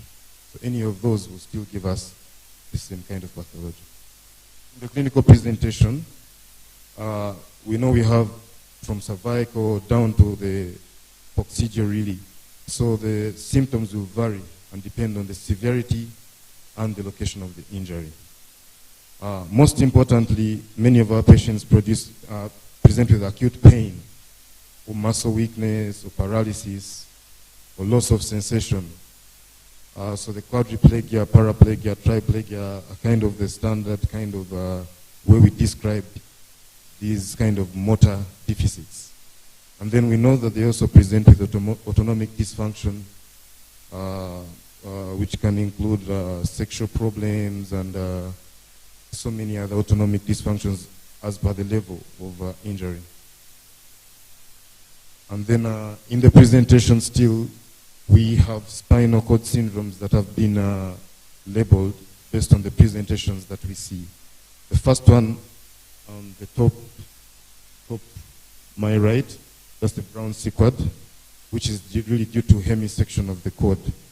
And the symptoms are, as you might imagine, hemi loss of sensation and motor function on that side of on the contralateral side of the body. And then we've got anterior cord syndrome. Anterior cord syndrome is really mainly due to damage to the anterior spinal artery, while the posterior is due to damage to the posterior cord. And central cord syndrome is normally due to cervical spinal injury in patients that are a little older and have canal stenosis. So you can imagine that this can occur based on whatever pathology that we could have mentioned earlier. So we have what we call the Asia Impairment Scale, which helps us to characterize especially the traumatic lesions, which are very big portion of what we see as surgeons. And it's graded from A to E. This is a simplified one, so that all of us can be able to understand it. In the complete injury, which is classified as A, we have no motor or sensory sparing below the level of the injury. In the B, we have sensory but no motor. In the C, we have 50% of muscles that are less than muscle power of 3. And this can be simply assessed by asking the patient to either raise the arms or legs off the bed. It's just a simple way of getting this. And then we go and go through them, the D and the E, which is really normal. Bony injury, but normal kind of motor and sensory function. And so after going through all this presentation, then you need to make a diagnosis, okay?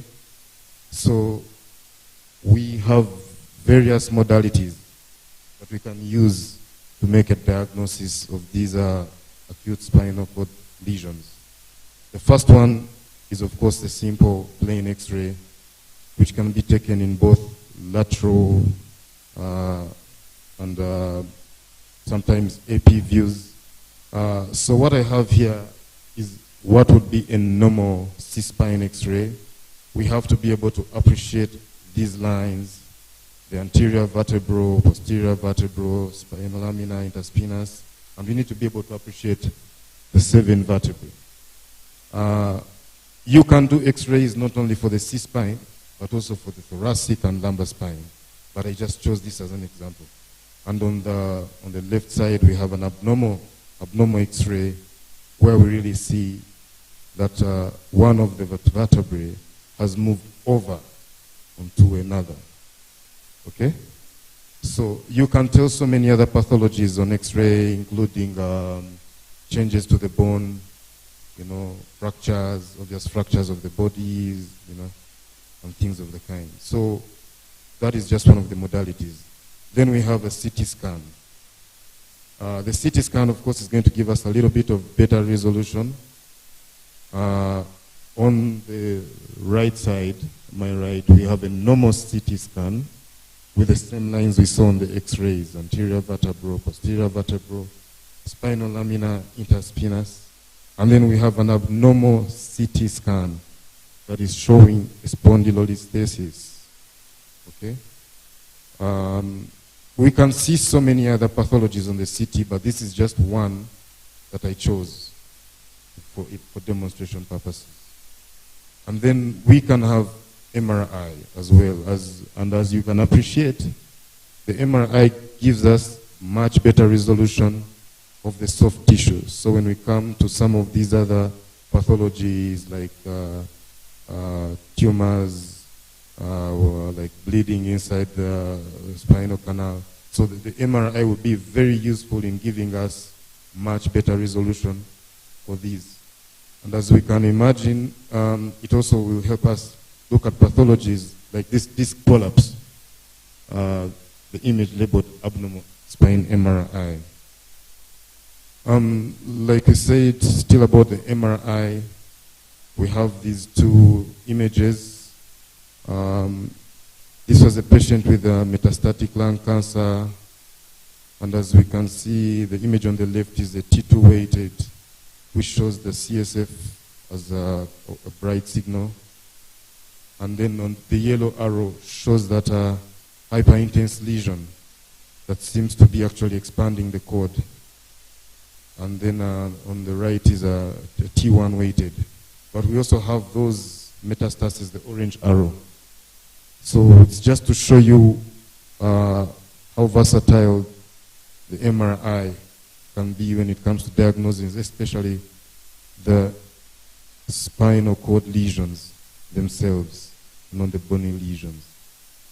And of course, we cannot forget myelography. Myelography means we take X-rays, but with injection of intrathecal iodine contrast. So this was a conventional myelogram of lumbar, which shows some degenerative spondylolisthesis at about L4, L5, and a bit of stenosis. This is just also an example. As I can say, there are so many. So after imaging these patients, then we need to decide whether we need to have operative intervention for them. So there are various classification systems that people have come up with over the years to help us decide which patients we are going to operate.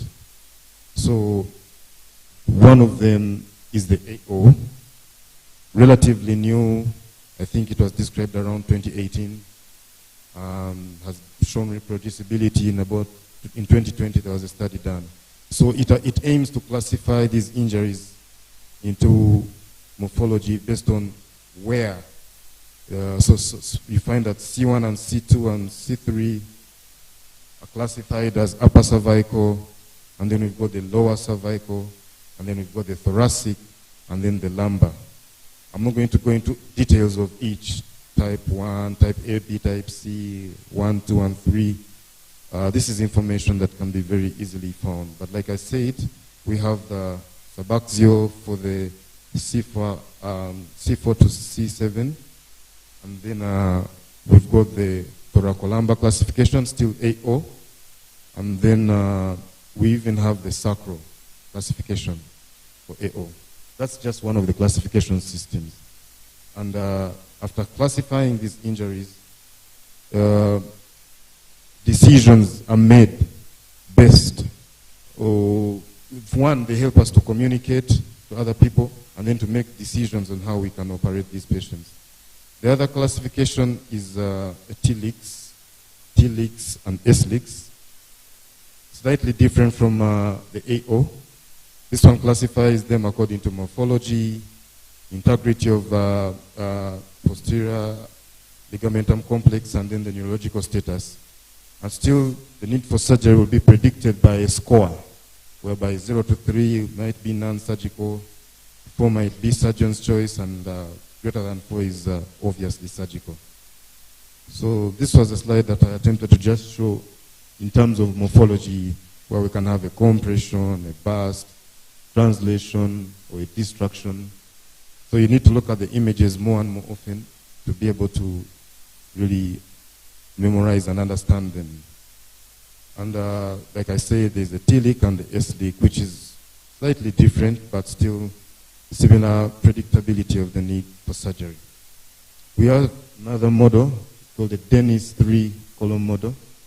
This one attempts to classify them vertebrae in terms of an anterior portion, middle portion, and the posterior portion. And then need for surgery is really based on if you have two of those involved. There are so many other classifications. Maybe my seniors will help me, but there are so many other classifications that we can use. These are just a few that I choose. In the treatment, we know that we say prompt treatment, prompt diagnosis.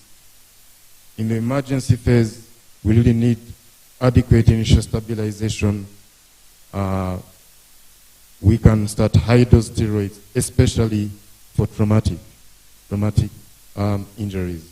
So this picture shows a patient in a spine collar and on a spine board, just to have that adequate fixation. And we need to have a proper technique for getting this patient onto the spine board. So as you can see, there are 4 health workers that are trying to get this patient onto the spine board, you know.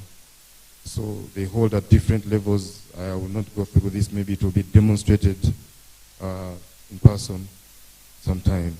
So like we said, after making the decision, you've stabilized the patient, done the imaging, and then decided on surgery. So there are those patients that you can operate, and there are those that you may want to have a little bit of conservative treatment. Skull traction is one of the modalities that we use in this hospital, especially for C-spine. Basically, it's just a pulley system attached to the head with what we call Gardner-Well stones. And then we put weights, as you can see, and try to get alignment. It can be used as a temporizing measure before you can get into a theater quickly. Sometimes it can be used as a definitive measure, depending on how bad the injury was. And then we've got the halo vest, which is literally just doing something similar to what the skull traction was doing. We've got so many other surgical modalities. We have anterior cervical discectomy and fusion, to the pre-op and post-op images for a patient who underwent a 4-level anterior cervical discectomy and fusion for correction of a deformity, as you can see, pre-op and the post-op image. Laminectomy. Laminectomy just means really taking away the lamina of the vertebrae. It can be used just to access lesions within the spinal column. It can also be used to stabilize different kinds of fractures, or you can do laminectomy and fusion. And there are so many other surgical modalities right now, including use of neuronavigation. Yesterday we saw that we can even do ultrasound scan, the applications of ultrasound in surgery for these patients. But we will not go into those details at the moment. Then importantly, we know that this is a lifelong illness. These patients need rehabilitation and recovery from a multidisciplinary team. We need to maximize their independence and quality of life with both physio and occupational therapy. We need to take care of their blood and bowels, give them emotional support, and sometimes make adaptations to their home environment and use assistive devices to facilitate daily activities. In conclusion, these disorders result in a significant disease burden and a severe public health concern due to the high disability rate, serious complications, limited treatment options, and the substantial medical expense. Proactive prevention and effective care are of utmost importance. Thank you so much. Please clap for him once again. Thank you very much. And we are almost there. We are almost there. I'm going to invite Dr. Kava to come and take us through the last session, the last presentation. The session is still on a bit, but the last presentation. And we all heard from him yesterday, and he's well known for the Monday evening lectures that he gives to the neurosurgery residents. Yeah. Thank you very much.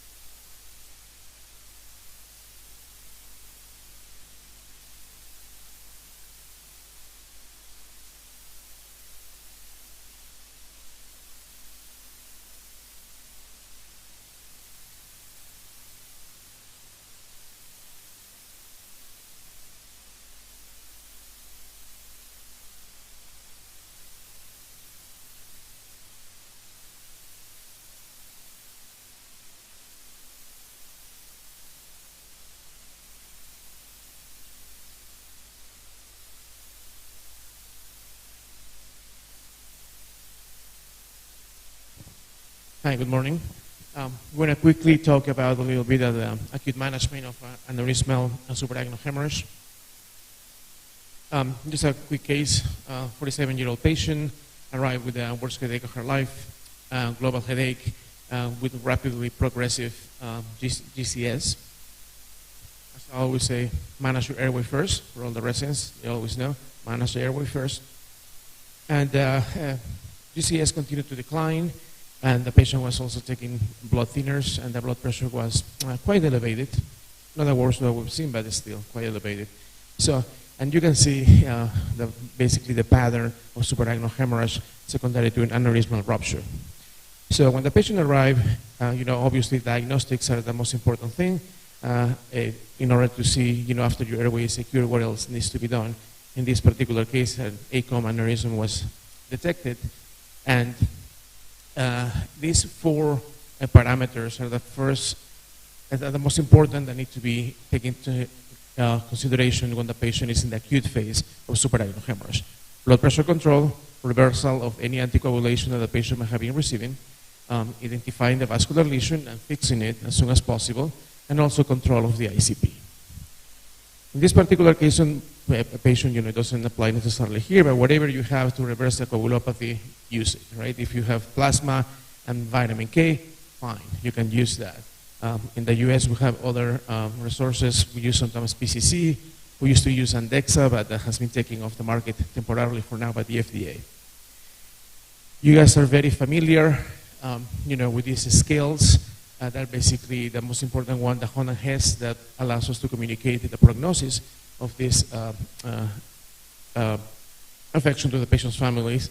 And these percentages are actually, a little bit old, with all the advances and neurocritical care, dedication to the patient. Those survival rates have improved even for the high-grade suprarenal hemorrhage.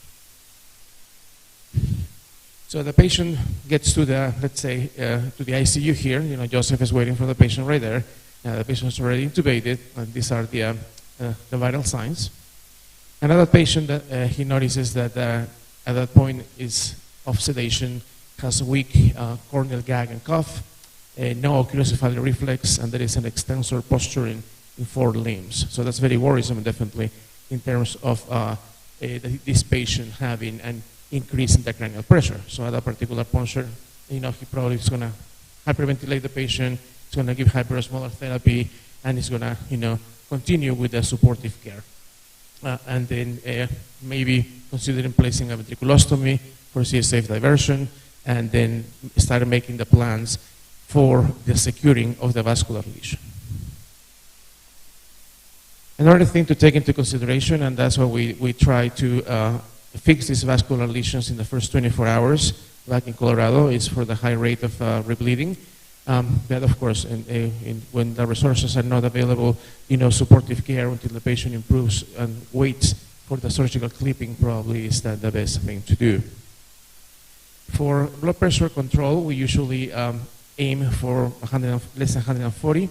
For a little while, we were doing 120, but we realized that the re-rupture rates were not even better, and we were causing more renal failure. So use whatever you have. At MOI right now, they have transitioned to a protocol in which they're using labetalol infusions to control the blood pressure instead of just intermittent medications. That way, you prevent the re-rupture. Use of antifibrinolytics in the past is not used anymore. A lot of thrombotic events. I don't know what the experience is here, but we stopped using them. Once your blood pressure is controlled, then the next measures are to control the ICP, and for that, ventriculostomy, hyperosmolar therapy, and hyperventilation are the main things that can be done immediately. In this particular case, the patient had a ventriculostomy placed, as you can see right there. And then I was discussing with Joseph yesterday. We were at the bedside in the HDU with Beatrice as well. You guys have a patient with a suprarenal hemorrhage that's quite large, and with a lesion that is not very well defined as CTA. And then and she probably re-ruptured that lesion at least once. And the ventriculostomy was set at 15, which I think is reasonable because she also is draining a lot of CSF. General recommendation, 20, 15 is fine. You usually don't see rupture of the vascular lesion at those settings. And also in somebody who has that amount of subarachnoid hemorrhage, you are at the risk of clogging the ventriculostomy if you drain it lower. We do all seizure prophylaxis. We use Keppra. I understand you have lacosamide as well here, so that's a great clean drugs for prophylaxis from seizures. And the rest is basically, your supportive care that we were talking yesterday involves a lot of the, work with intensivists that you guys work alongside. There can be cardiac complications. And after your blood pressure control, your coagulopathy reversal, and your ICP control, then you start to make plans, for the surgical repair of the vascular lesion. You guys probably do clipping, right?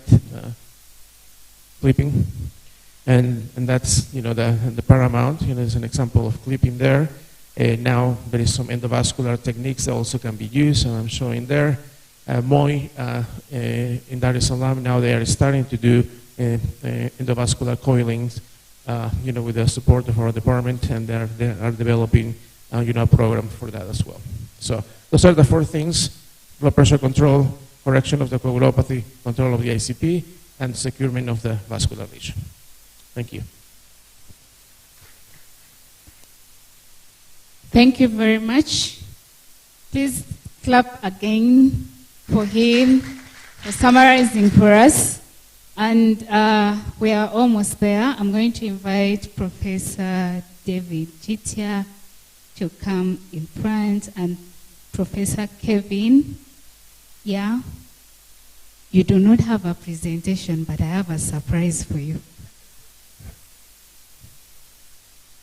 Professor.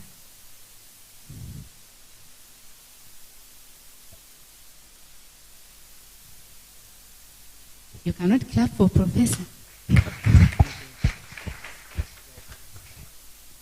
So, Professor, what we, and I'm going to let Dr. Cava do the presentation, but the University of Colorado has brought some gifts that they'd like to present to you and to the residents in the program in general. So, thank you. Thank you, Dr. Lilihai. So, allow us to present you with some educational materials for the residents. The residents sent me a list of books that they wanted, so we brought them with us. There is also some books for Beatrice on neurosurgical nursing, and some equipment that we're going to start a program with the use of pupillometry as a surrogate for non-invasive approximation to ICPs. We're going to have some didactic sessions later today in the HDU, and a couple of cranial access kits. And so just a token of appreciation for everything you do for your patients, and thank you.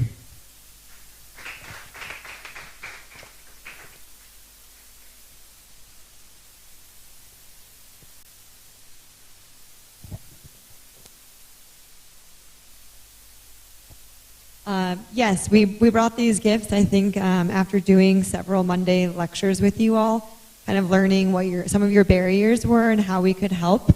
We hope that this only further expands your knowledge, and it'll only continue to improve our bi-monthly case discussions.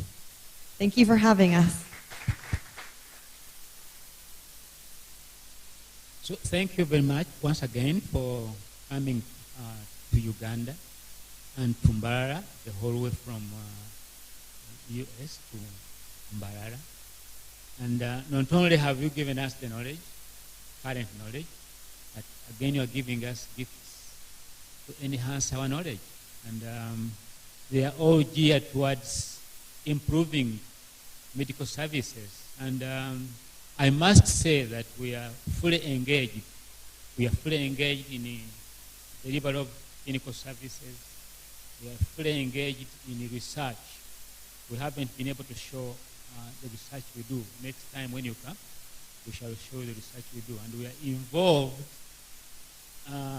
in the training of students And so when you bring study materials to us to enhance our candidates' knowledge, you have participated in the whole spectrum which we do in this hospital. I didn't say that in clinical services we are also involved in outreach services, including mobile services as recommended by the Ministry of Health. So thank you very much, and I'm glad to pass on these gifts to our candidates. Thank you. And just one more thing, don't forget to join us on our sessions bi-monthly on Mondays. Contact Beatrice if you don't have the link.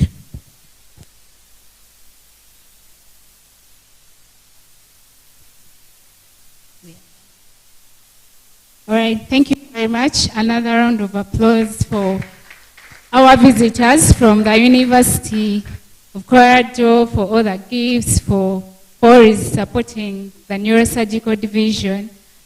We've come to the end of the sessions here. We're going to have quick tea. By quick tea, I mean about 15 minutes, and then we get to the hospital for the OR demonstrations. We already know that we are behind schedule, and so I would encourage us to do things with swiftness so that we are able to apply what we've learned here in the OR. Dr. Blessing has one more word for us, and then we can have our tea. Thank you. We can come and have tea. Thank you so much, the Colorado. You've done very well. 7 presentations in a very short while. So from here, just after the tea, we just go to the hospital, whereby the patients are already positioned in theater. And 2, I know that there could be some burning questions from the fellows and other doctors.